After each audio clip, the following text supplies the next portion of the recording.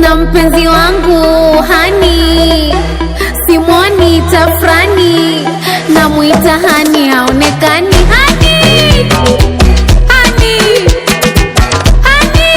Ye karame wumve utuje. Ubundi mu buzima dura n'ibibazo bitandukanye, ibibazo biterwa nuko akazi katagenze neza, ibibazo biterwa n'imibanire y'imiryango iba itameze neza, hanyuma ariko nitubashe kurya nk'abami. Hari ukuntu abazungu mu gitondo barya nk'abami, saa sita bakarya nk'ibikomangoma, nijoro bakarya nk'abarwayi. Ariko Afurika twe turabicurika ugasanga mu gitondo twariye nk'abarwayi, saa sita twariye nk'ibikomangoma, nijoro tukaba aribwo turya nk'abami. Ariko ibingibi nta kintu bitumarira, niyo mpamvu usanga abazungu baturusha ibizigira, imbaraga n'ubwenge ndetse n'ibindi byinshi.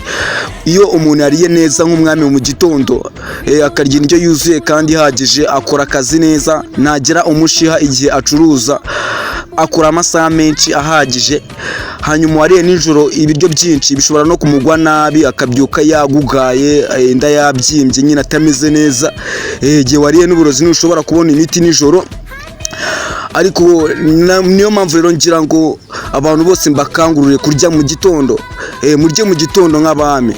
Nimba udafite ubushobozi bwo kurya mu gitondo, udafite uwabigufashamo, niyo mpamvu ngiye kubereka uwo bita Kazungu Simeo, arabidufashamo.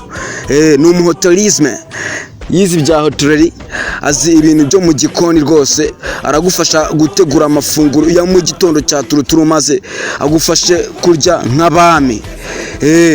Mu gitondo rero numanuka gatoya ukinjira ngo hari akarido k'umweru, hari icyapa cyanditseho ngo wumve utuje. Hari capati, amandazi, keke, ibishyimbo ndetse n'amafunguro ameze neza kandi yita kuri bya bindi by'indyo yuzuye. Yita kuri bya bindi by'indyo yuzuye rwose abajyanama b'ubuzima badushishikariza, ndetse n'umuryango wita ku buzima OMS. Mugenzure neza ko winjiye kwa Kazungu Simeo, afite na code ya MoPay, uraza kwishyura bikoroheye.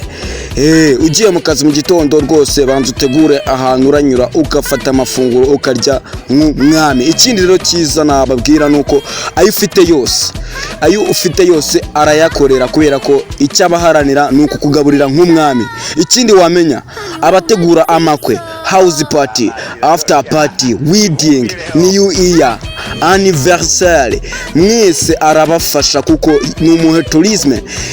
Iyo muhamagaye ibikoresho byose byo mu gikoni ababyifitiye, ikibazo cy'ibikoresho uba ugikemuye. Hamagara Kazungu Simeo kuri 078 7151228, 078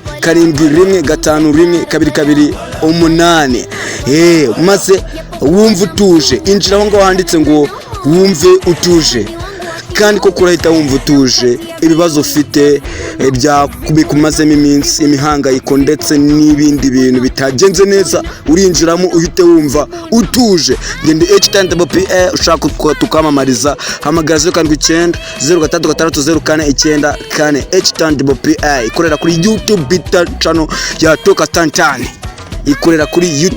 ya Toka Stantani.